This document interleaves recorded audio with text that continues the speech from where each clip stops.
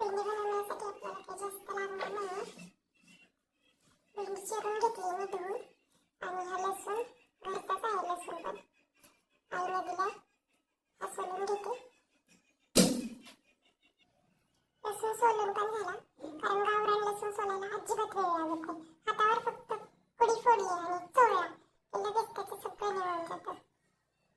white लसूण